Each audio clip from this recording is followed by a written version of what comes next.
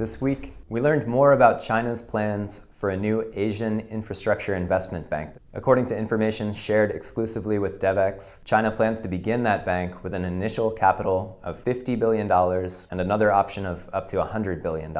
Those figures are expected to become official in October. The Asian Investment and Infrastructure Bank is seen by many to be a rival to other development finance institutions like the World Bank and the Asia Development Bank, and there are big questions about how these institutions will coordinate with each other and fit together within the scheme of development planning and finance for infrastructure projects.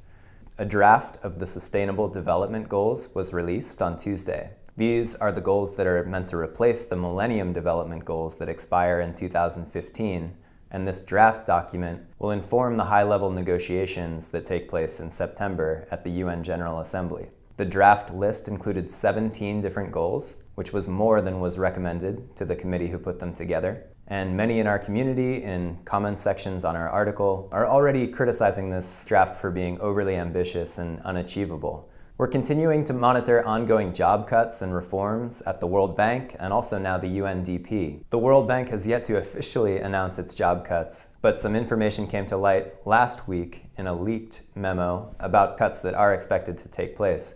Of course, this is part of the broader reform that will take effect July 1st. This week was also the US-Africa Energy Ministerial in Ethiopia, part of President Obama's broader Power Africa initiative to double access to energy in sub-Saharan Africa. It was a US government coalition.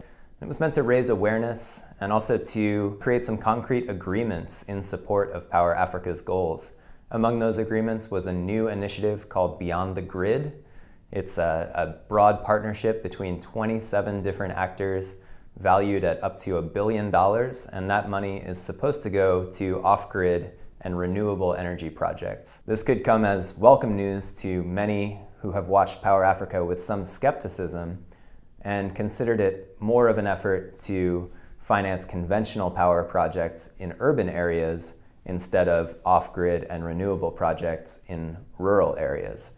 Finally, this is an exciting week for Devex. Our Partnerships and Career Forum is taking place next week in Manila. We're bringing together 30 international organizations, 100 delegates from local organizations, and approximately 300 mid to senior level job seekers from the Southeast Asian region. We'll be focusing on issues including governance, climate change, disaster risk reduction and resilience, and the localization of aid, which is, of course, an ongoing topic of coverage for us here at Devex. For those who can't be in Manila, be sure to follow #Devex Forum and check in frequently on our news page to hear live updates and our ongoing coverage from the Philippines.